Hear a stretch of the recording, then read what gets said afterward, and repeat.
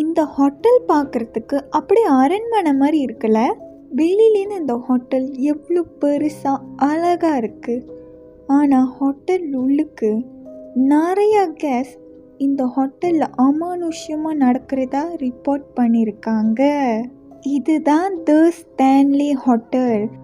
இந்த hotel one of the most haunted hotel in the world. And கொலராடோவில் number 1 haunted ஹோட்டல்னால் இந்த ஹோட்டலை தான் சொல்கிறாங்க. இந்த ஸ்டான்லி ஹோட்டல் எஸ்டஸ் பார்க் கொலராடோவில் இருக்குது, அதாவது யூஎஸில் இருக்குது. இந்த ஹோட்டல் 1909 கட்டப்பட்டிருக்கு. கட்டப்பட்ட கையோடே இந்த ஹோட்டல் ஒரு லக்ஸரி டெஸ்டினேஷனாகவே ஆயிடுச்சு.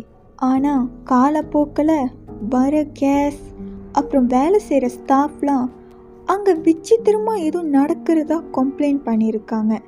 ஜஸ்ட் எக்ஸ்பிளைன் பண்ண முடியாத விஷயங்கள் நடக்கிறதா. இந்த ஹோட்டலுக்கு வந்து தங்கினவங்களாம் என்ன சொல்லியிருக்காங்கன்னா, பியானோ வாசிக்காமலே பியானோ வாசிக்கிற சத்தம் கேட்குமா. அதுக்கப்புறம் விளக்கு சொந்தமாக அமைஞ்சு எரியுமா. அப்புறம் சின்ன பிள்ளைங்க சிரிக்கிற சத்தம் கேட்குமா, அதுவும் எம்டியாக இருக்கிற ஹால்வேஸில். அதுக்கப்புறம் ஃபுட் ஸ்டெப் சத்தம் கேட்கும், ஆனால் யாருமே இருக்க மாட்டாங்க. ஒரு சில பேர் என்ன சொல்லியிருக்காங்கன்னா, ஷேடோ ஃபிகர்ஸ் போகிறது கூட பார்த்துருக்காங்க. இந்த ஹோட்டலில் one of the most haunted ஏரியானா த மியூசிக் ரூம். கெஸ்ட்லாம் என்ன சொல்லுவாங்கன்னா, லேட் நைட்டில் பியானோ வாசிக்கிற சத்தம் கேட்குமா.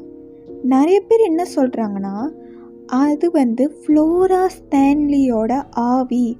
அதாவது இந்த ஸ்டான்லி இருக்கார்ல ஓனர், அவரோட ஒய்ஃப்னு. அவங்களுக்கு பியானோ வாசிக்கிறதுனா ரொம்ப பிடிக்கும்னு. சில பேர் அவங்களோட ஆவி அந்த பியானோ வாசிக்கிறதா பார்த்துருக்கிறதா கூட சொல்லியிருக்காங்க.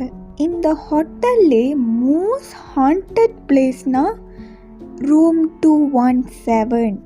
இந்த ரூம் தான் த மோஸ்ட் ஹாண்டட் ரூம் இந்த ஹோட்டல்லே.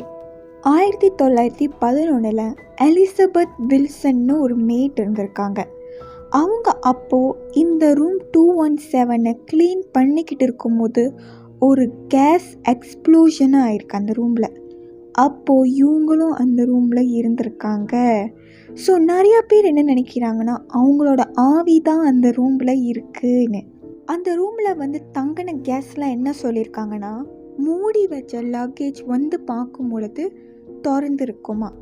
அதுக்கப்புறம் தூங்கிக்கிட்டு இருக்கும்போது பிளாங்கெட் சொந்தமாக யாரும் பிடிச்சி இழுக்கிற மாதிரி இருக்குமா.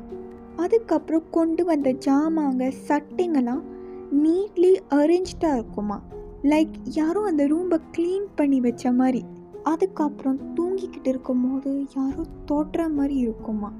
சில பேர் பயத்தாலே இந்த ரூமை விட்டுட்டே வெளியாயிருக்காங்க. கேஸ் என்ன சொல்லியிருக்காங்கன்னா, நடு ராத்திரியில் ஏதோ ஒரு உருவம் பெட்டு பக்கத்தில் நின்றுக்கிட்டு இருக்கிற மாதிரி இருந்திருக்கு. இன்னும் சில பேருக்கு கதவு தட்டுற சத்தம் கேட்டிருக்கு. ஆனால் கதவு திறந்து பார்த்தா வெளியே யாருமே இருக்க மாட்டாங்க. இந்த ஹோட்டல் ஸ்டீவன் கிங் தங்கினதுக்கப்புறம் இன்னும் ஃபேமஸ் ஆகிருக்கு. ஏன்னா இவர் தங்கும் போதும் பல அமானுஷ்யமான விஷயங்களை எக்ஸ்பீரியன்ஸ் பண்ணியிருக்காரு. அதுதான் ஒரு கதையாக எழுதியிருக்காரு, த ஷைனிங்னு. அண்ட் படமாகவும் ரிலீஸ் பண்ணியிருக்காங்க. ஸோ உங்களுக்கு அந்த நைட் ஸ்டீவன் கிங்க்கு என்ன நடந்துச்சுன்னு தெரிஞ்சுக்கணுன்னா இந்த படத்தை பார்த்து தெரிஞ்சுக்கலாம். ஸோ இப்போ நீங்கள் சொல்லுங்கள், ஒரு நைட் இந்த ஹோட்டலில் தங்கி பார்ப்பீங்களா? கமெண்ட்ஸில் சொல்லுங்கள். நான் அடுத்த வீடியோவில் உங்களை சந்திக்கிறேன். So take care, bye bye.